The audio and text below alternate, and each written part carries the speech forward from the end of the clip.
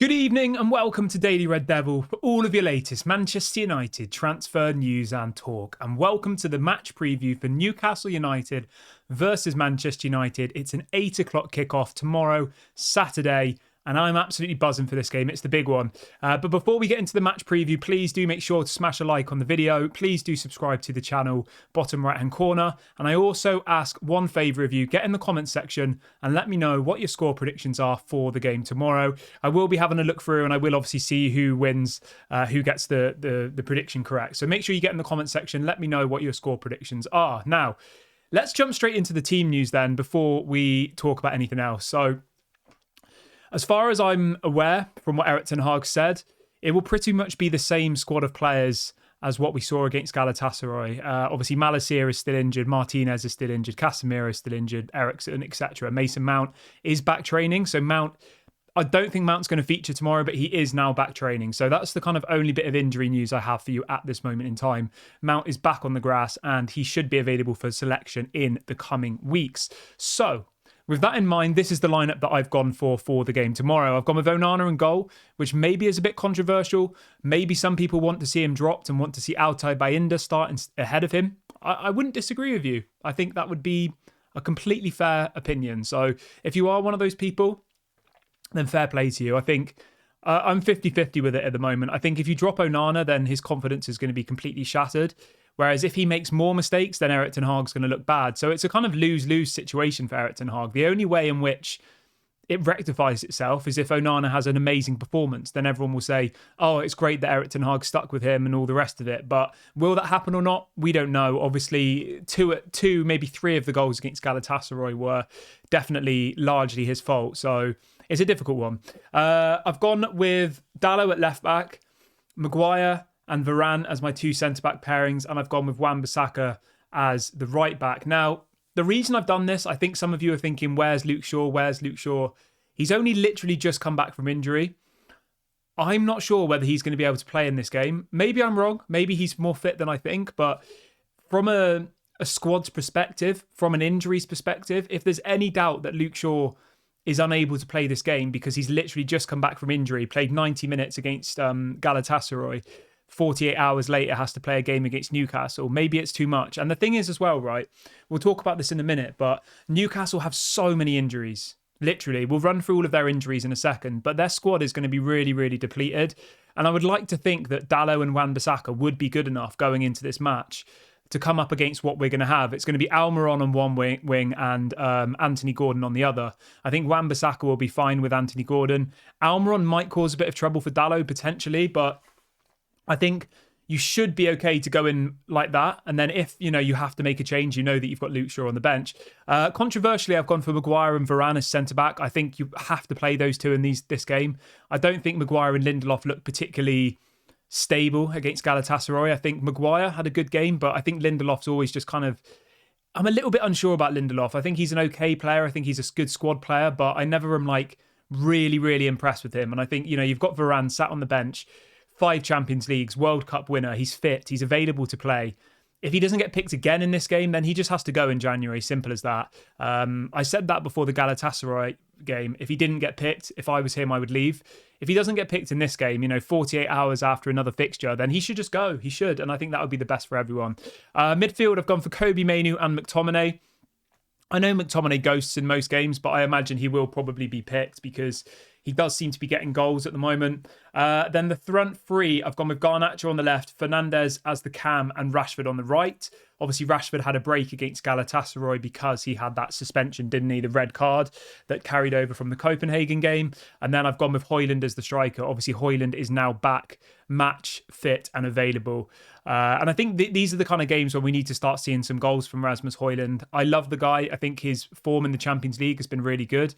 But in the Premier League, he's yet to score a goal. I know he's had a couple that have been marked as, I know he's had a couple that VAR have chalked off for offside. So I just hope that in this game he gets his opportunity and he takes it, because so far I think he really has struggled for opportunities. I'm not going to sit here and criticise him at all because he's just simply not getting chances. And I think once he starts getting chances, he'll start scoring goals like we've seen in the Champions League. But in the Premier League, it's just not come yet. Let's have a little look at Newcastle's team really, really quickly then, because as I said to you a couple of minutes ago, they have so many injury problems, Newcastle, at the moment. Now, I know we've got issues, but Newcastle's is really, really bad. Obviously, they played against PSG on Tuesday night. They got a 1-1 draw, which is a very, very good result for Newcastle. Still leaves them as an option to qualify for the next round, which I'm sure they're very, very happy about. In relation to injuries, though, they are struggling quite a lot at the moment. So let's have a little look through their team really, really quickly. Obviously, we know that Tonali is banned for gambling charges. The rest of the team, Botman's out injured, Longstaff, Willock, Callum Wilson, Harvey Barnes, Dan Burn, Murphy, Target. So they're missing quite a few people. Even on the game against PSG, they only had, I think, 6 people on the bench, whereas PSG had 10. It's going to be something like this. It's going to probably be Nick Pope, Trippier, Lascelles, Shah, Livramento, which I don't think is a terrible defence, to be honest with you. Trippier is obviously a good player. Livramento's looked good since he's come in. Shah and Lascelles obviously are not the most trendy of names. They were kind of part of the old Newcastle regime under Mike Ashley, weren't they? Then you've got Bruno Guimaraes, who's obviously a very good player. Joel Linton, who's a very good player. This Miley guy, who's somebody from the youth academy, who looks really, really good. Then you've got Almiron, Isaac, and Anthony Gordon. I'll be honest with you, the team that supposedly is their injury crisis team is still good, in my opinion. Isaac has been good. Anthony Gordon's been good. Almiron's been obviously good. Guimaraes, Joel Linton. So it's still going to be a difficult match. It's not going to be easy. And I think most of their problems are in the defensive areas. It's in the centre-back areas. It's Botman. It's the midfield, the Longstaffs, the Tonalis, the Dan Burns. But they still have a very, very strong side, Newcastle. So I don't think we can take this one for granted. I think it's going to be a very, very difficult match. I don't know. I'm just going to have a look quickly. With it being an 8 o'clock kickoff as well, the atmosphere is going to be absolutely crazy, isn't it? That's something that you always got to think about when you're going against these tough teams. So last season, we drew 1-1 against Newcastle, both home and away. The season before that, we beat them 4-1. Which is pretty crazy. Sorry, no, we didn't. The season before that. So in 2020, we beat them 4-1. In 2021, we drew 1-1. 2022, we lost 2-0. And obviously, we lost to them in the Premier League, didn't we? Yeah. So I'm going to go with this as my score prediction. I think it's going to be a draw. I think it's going to be a very, very tight game. I think there might be a couple of questionable VAR decisions. I'm going to go with a draw. I think it's going to be either 1-1 or 2-2. I think it'll be a difficult game. And you know what? I think I would be happy with a draw. I would. I think if we lost, I'd be quite disappointed.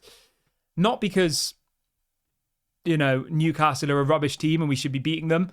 I just think we have an opportunity here to go out and really, really stamp our authority on the Premier League, We're the most informed team in the league at the moment. We've won 5 out of the last 6 games in the Premier League. If we were to win this game, we would be... How many points above Newcastle would we be? We'd be 4 points above Newcastle if we won this game. And we would have the opportunity in theory to be a couple of points off the top 4, which is really, really exciting for me. Obviously, we've got to see what Aston Villa do on the weekend. They played Bournemouth on Sunday away from home. Aston Villa's away form has not been particularly good this season.